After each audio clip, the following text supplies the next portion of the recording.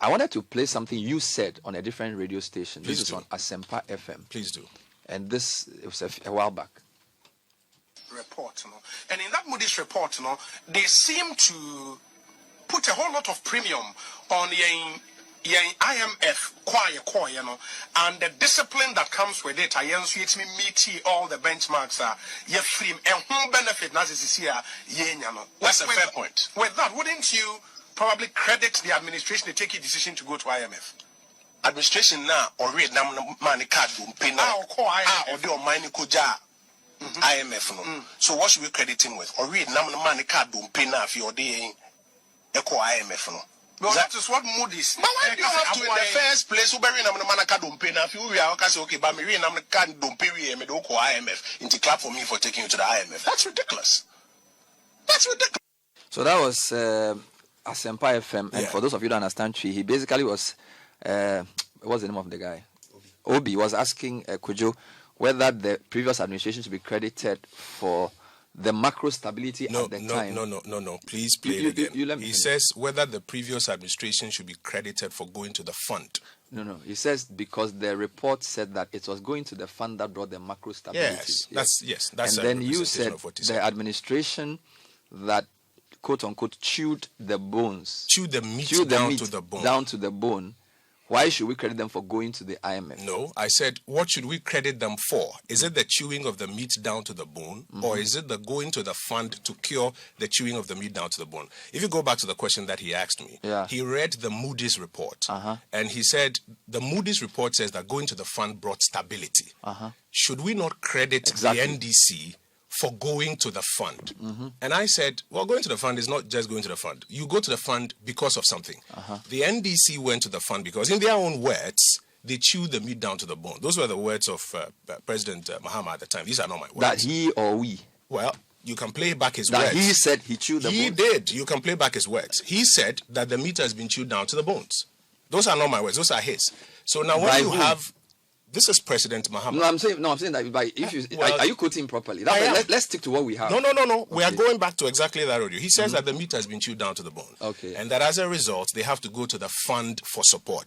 And so when you come back and you say that the NDC should be credited for going to the fund for support, I say, what should they be credited for? Is it the chewing the meat down to the bone, or the going to the fund for support to cure your own chewing of the meat down to the bone? And that it will be ridiculous for anybody to, on his own, chew the meat down to the bone, go to the fund for support, and say he should be applauded. So are you for going to suggesting the that fund? President Mahama was self-incriminating when he said, we chew the meat to the bone and therefore had to go to IMF? I think he was self-incriminating when he said that his administration's economic management program, or let me say their fiscal policy and monetary policy, had led to a chewing of the meat down to the bone, and therefore they had gone to the fund and asked for support.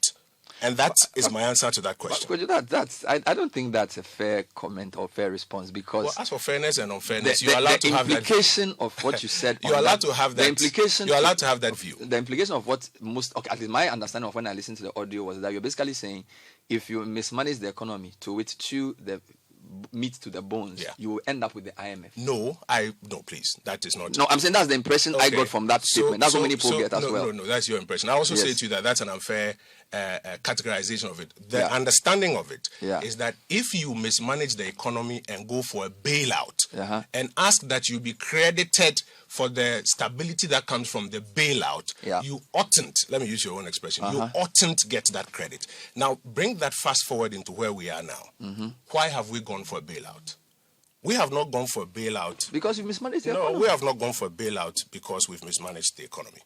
We have gone for a bailout because you have. No, because all the data indicators from your debt to GDP levels, your inflation rate, your deficit rate are worse than they were during Mahama's time. So what induced them? That's the question we have to ask. So let me give you an answer. We are going for an IMF program because the twin crisis, first of COVID and now of Ukraine, have imposed an unprecedented demand on our fiscal and monetary policies to respond. But it comes at a time when the buffers that we had built between 2017 and 2019 have been eroded by the very first crisis. Look at the performance of the Ghanaian economy between 2017 and 2019. The Ghanaian economy still had its own peculiar challenges. Nobody can run away from that.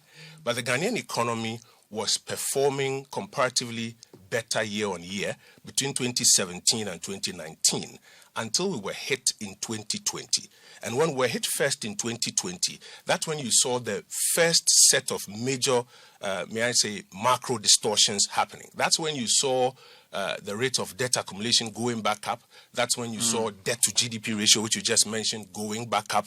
That's when you began to see our debt build up in such a significant manner. Prior to that, yes, debt was building up, but was not building up at the same rate at which you saw in 2020.